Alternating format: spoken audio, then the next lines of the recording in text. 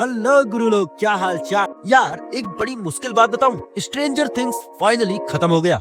Duffer brothers ने जो final दिया है, सच बोलूं तो ये सीजन बाकी चारों से अलग था। एक जोन से निकलकर ये फाइनल एकदम सिनेमैटिक आइडियोलॉजी पर चला गया, जहाँ पे क्वेश्चंस के जवाब थे और एक प्रॉपर क्लोजर पे फोकस किया गया। ये सिर्फ एक शो नहीं रहा, ये एक एरा था और ये एंडिंग उस एरा को एक एपिक गुड बाय देती है। तो आज हम इसी स्ट्रेंजर थिंग्स की एंडिंग को डिकोड करेंगे। क्या हुआ शो में, कौन कौन सी इंपॉर्टेंट बातें थी और वो क्वेश्चंस जो अभी भी हमारे दिमाग में खलबली मचा रहे हैं, सब बताएंगे एक स्टोरी सिनॉप्सिस के साथ। पर पहले ये देखो, वो नीचे एक सब्सक्राइब आइकन है, उसको टच कर दो। और जो लोग इस चैनल को ग्रो करने में मदद कर रहे हैं, उन सभी का दिल से धन्यवाद। चलो शुरू करते हैं। पहले बात कर लेते हैं आखिर एपिसोड में हुआ क्या। तो सुनो, इस एपिसोड का नाम था द राइट साइड अप। पूरा गैंग एक मास्टर प्लान के साथ अपसाइड डाउन में घुसता है। उनका गोल क्लियर था, वेकना को उसके घर में घुस के मारेंगे। हॉपर 11 को हॉकिंस लैब के अपसाइड डाउन वर्जन में ले जाता है, जहां वो वाटर टैंक है। बाकी सारे बच्चे अपसाइड डाउन के रेडियो टावर पर चढ़ जाते हैं। यहाँ से वो देखते हैं कि कैसे एबिस उन पर डिसेंड हो रहा है। डर का माहौल था। 11 और काली मैक्स के साथ साइकिक लिंक होकर हेनरी के माइंड में घुस जाते हैं। मैक्स हेनरी के 1959 की ट्रॉमेटिक मेमोरी में जाती है। वहाँ पर एक प्ले चल रहा होता है, जहाँ वो इंतजार करते हैं। जैसे ही प्ले खत्म होता है, एल हेनरी को विंडो से फेंककर उसका ट्रांस तोड़ती है। एबिस स्टॉप्स। 11 और हेनरी की माइंड फाइट शुरू होती है। बच्चों को पता चलता है कि मैक्स एक्चुअली वेकना नहीं, वो वहाँ से भागते हैं। इसी टाइम वेकना हॉपर के माइंड को मैनिपुलेट करता है। हॉपर घबराहट में गन फायर कर देता है और उसे लगता है कि उसने एल को मार दिया। वो टैंक से बाहर निकालता है और साइकिक लिंक टूट जाता है। इसी बीच एक्ट्रेस नाम का सोल्जर हॉपर के ग्रुप पर अटैक करता है और काली को फेटली वुंड कर देता है। गुस्से में एल एक्ट्रेस की गन उसी के चिन पे फोर्स करके शूट कर देती है। हेनरी अपने डार्कनेस को केव में देखता है। यहाँ पता चलता है कि ब्रीफ केस में माइंड फ्लेयर पार्टिकल रॉक था, जिसने हेनरी को अपना होस्ट बनाया। सारे बच्चे उस जगह पहुँचते हैं जो सीजन 1 के विल के डार्क क्रिस्टल पोस्टर जैसा दिखता है। हेनरी की एक्सप्लेनेशन के मुताबिक ये स्ट्रक्चर अब माइंड फ्लेयर का फिजिकल रूप बन चुका है और देखते ही देखते ये चीज एक जायंट स्पाइडर की तरह खड़ी हो जाती है। नेक्स्ट शॉट में एल हमें स्पाइडर के सामने दिखती है। वो स्पाइडर से भिड़ जाती है। नीचे नैन्सी बेट बनकर शूट करती है। लूकस और डस्टिन D&D टैक्टिक्स का यूज करके हिट पॉइंट को टारगेट करते हैं और विल की हेल्प से 11 वेकना को इम्पेल कर देती है। लेकिन वेकना अभी जिंदा है। तभी जॉयस अपना एक्स निकालती है और वेकना का सर धड़ से अलग कर देती है।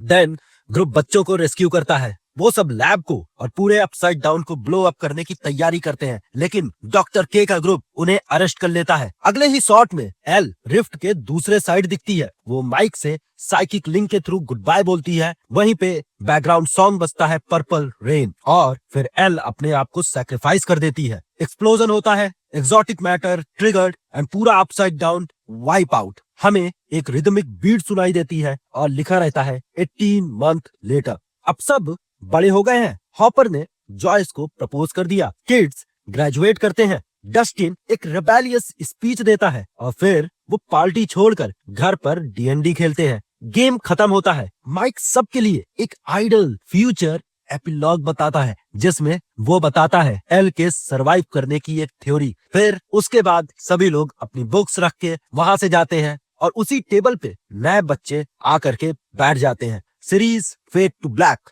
The end. तो हाँ भाई लोग, ये था एपिसोड का सिनॉप्सिस। अब चलो वो सारे क्रिटिकल क्वेश्चंस हाईलाइट करते हैं जिन पर हमारा दिमाग अभी भी दही हो रहा है। तो पहला सवाल, क्या 11 जिंदा है या माइक की थ्योरी बस झूठी उम्मीद है? तो देखो भाई, शो ने ये सवाल ऑडियंस के लिए खुला छोड़ दिया है। आप क्या बिलीव करते हो? शो में सभी ने कहा आई बिलीव, और बिलीव का सबसे बड़ा सच यही होता है कि वो झूठा दिलासा देता है। पर माइक की थ्योरी के हिसाब से सोचो तो एल साउंड फ्रीक्वेंसी की वजह से पावर यूज नहीं कर सकती थी। तो शो में माइक के माइंड में गुड बाय बोलने कैसे आई? और वहीं पे एक ग्लिच भी दिखाया गया। अब यहीं पर काली काली की डेथ फेक होने का एक एंगल भी दिखता है। अब जरा ध्यान से सोचो तो अगर वो उसके माइंड में जा रही थी यानी वो साउंड फ्रीक्वेंसी से काफी दूर थी, और अगर दूसरा पॉइंट सोचो तो काली को जहाँ पर गोली मारी गई वहां से दूरी काफी है। वहां से एक इल्यूजन को क्रिएट करना इतना आसान नहीं होता। तो इसका मतलब है कि काली कहीं आस पास में ही थी और 11 उस जगह पे नहीं, उससे कहीं दूर थी जहां उसको साउंड फ्रीक्वेंसी हल्ट नहीं कर सकती, और इसी वजह से वो माइक के माइंड में आती है और काली एक इल्यूजन क्रिएट करती है जो रिफ्ट के पीछे 11 के रूप में होता है।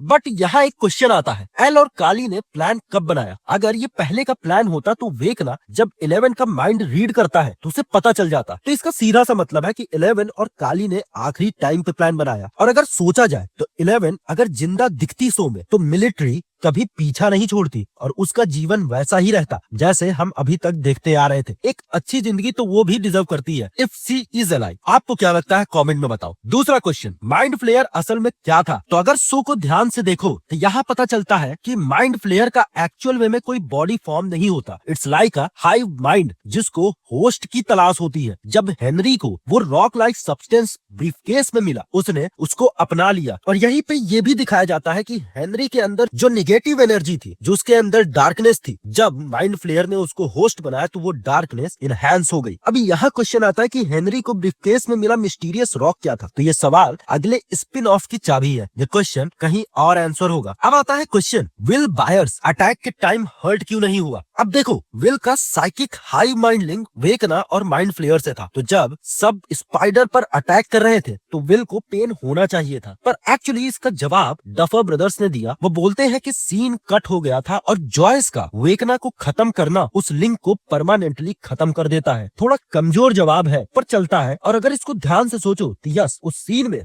जब वहाँ अटैक हो रहा था तो वहाँ पर विल को दिखाया नहीं गया, और यही हम समझ सकते हैं कि अगर विल को पेन हो भी रहा था तो हमें बताया ही नहीं गया। अब आता है क्वेश्चन नंबर 4 कि नवंबर 6 का सिग्निफिकेंस क्या था? तो हाँ, अगर शो में आप ध्यान से देखो, विल का किडनैप होना इन 1983 वो 6 को हुआ। हेनरी का प्ले 1959 वो भी 6 को ही होता है। शो ने इसे हेनरी क्रील के लिए एक सेंटिमेंटल डेट बना दिया। बस अब आता है क्वेश्चन कि मॉन्टुक का राज क्या है? तो हॉपर जॉयस को प्रपोज करता है और वो मॉन्टुक जाने की बात कहता है। मॉन्टुक डफर ब्रदर्स के ओरिजिनल स्ट्रेंजर थिंग्स पिच का नाम था, जो गवर्नमेंट एक्सपेरिमेंट और कॉन्स्पिरेसी थ्योरी से जुड़ा था। लेकिन अगर ढंग से सोचो तो ये सीधा लाइव एक्शन स्पिन ऑफ का हिंट हो सकता है। पर अभी हाल में डफर ब्रदर्स ने कहा हम किसी भी कैरेक्टर पर शो नहीं बनाएंगे, पर यह नेटफ्लिक्स है बॉस, जब मन करेगा वो ले आएंगे। इट्स मनी मेकिंग स्कीम गुरु लोग। अब यहाँ क्वेश्चन आता है कि क्या हमें ओरिजिनल कैरेक्टर्स कहीं और दिख सकते हैं? तो इसका जवाब अभी के लिए तो नहीं है, और हाँ, इन फ्यूचर अगर नेटफ्लिक्स चाहेगा तो इनको कहीं पे भी लाया जा सकता है, क्योंकि इस शो से जुड़े हुए और भी कई सारे स्पिन ऑफ्स आएंगे जिसमें ये कैरेक्टर पे फोकस तो नहीं होगा। कुछ नए कैरेक्टर्स कुछ नई जगह पे फोकस किया जाएगा। पर हाँ, इन फ्यूचर अगर वो शो चलता नहीं, अगर वो शो